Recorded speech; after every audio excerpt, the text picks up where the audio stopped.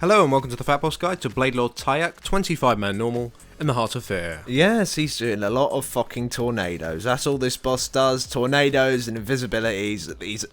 It's an excellent encounter though. The last phase is fantastic. It's really, really cool, the last phase. Now to go straight into it, you want to bring 2 tanks, 5 to 6 healers and a mixture of DPS for this encounter.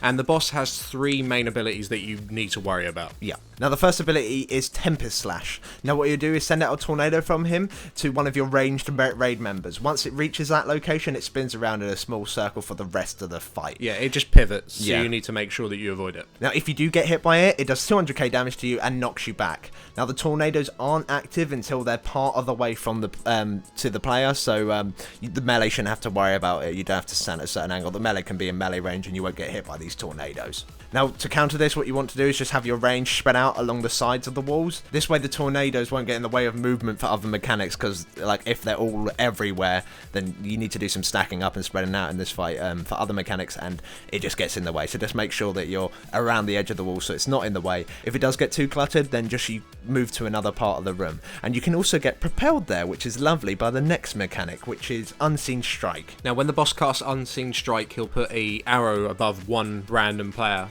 And the boss will sort of go into like camouflage, like a hunter. Yeah, it's untargetable and stuff. And after 5 seconds, he'll reappear and make a shockwave style cone on top of that player. And that will knock you back, and it will deal like 6 million damage. However, the damage is all split. So if you all stack on top of that person, you'll all split 6 million damage, which isn't that much across 25 people. And you'll get knocked away. Now when you do stack, you've got to make sure that the player is in front of the boss, like that you're stacking up behind. So it's got to go the boss, then the player, then you, because otherwise the shockwave can go in the other direction and he'll just take the 6 million damage. Now this just takes a little bit of getting used to, and it can be a bit of a pain in the ass, but once you kind of work out how it is, then it's pretty simple. Yeah, almost always the boss will always do his shockwave in the opposite direction of what the player's facing. So the player's facing north, the shockwave will come from the north and go towards the south. So you need to make sure that you're standing directly behind the player or directly in the player's hitbox. Yeah.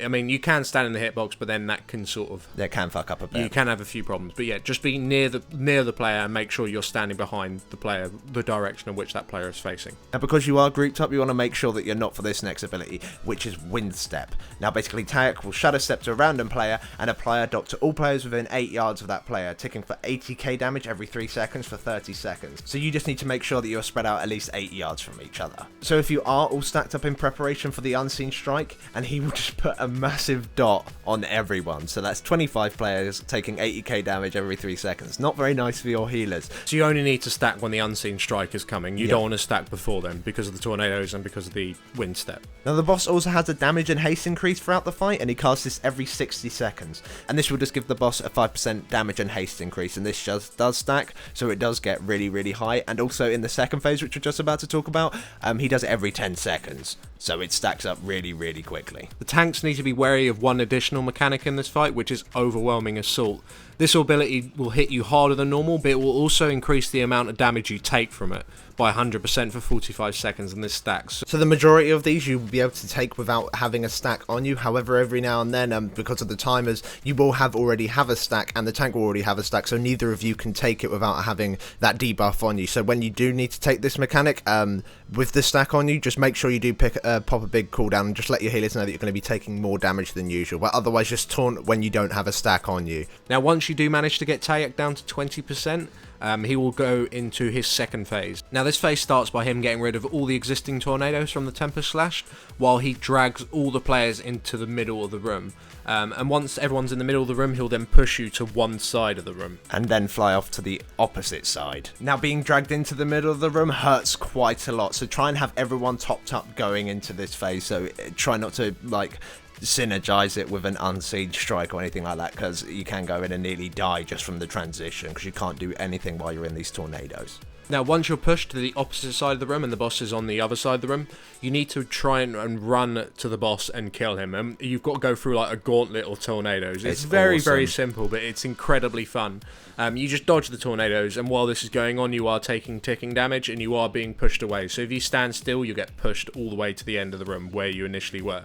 So you've got to make your way through. You can use speed increases, you can use Ghost Wolf or Cat Form or whatever. You can use whatever you got to get there as quick as you possibly can. And once you are there, you just nuke him, and he doesn't do anything apart from spins around the spot. Just make sure that you're stacked on him when you are nuking him, though, because you can see where the tornadoes are spawning, and if you are standing there nuking him, then of course you're going to be just taken away, because when you are hit by a tornado, it picks you up and just takes you away from the boss, which is very, very kind of him.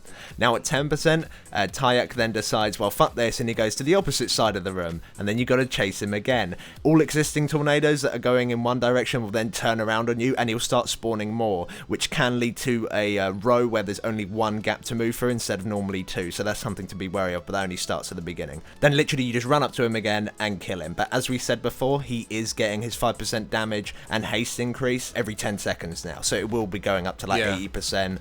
And the AoE damage can start becoming quite high. Also, you'll notice that on the room there is 2 tram lines either side. You can go in them if you really, really need to. However, when you're in them, you do get pushed back a lot faster. But if you're on the right-hand side of the row of 3 tornadoes and the gap is on the left-hand side and you don't have enough time to go all the way over there, then just run into the tram. Yeah. And just stay in the tram line to avoid it, because it's better going in the tram line than getting hit by a tornado. But ultimately, you shouldn't have to go in there at all. So as long as you can avoid tornadoes and stack up and spread out at the right times and just nuke the boss, then it's actually a very, very simple boss. I would argue that Phase 1 is really boring, but Phase 2 is really funny. Like when we first saw it on beta, I was like pissing myself. Yeah, it's so funny. It was awesome. It is a good fight, and well, you have to do it regardless. So anyway, thanks for watching. If you found this guide useful, then please do drop us a like. It helps us out a lot.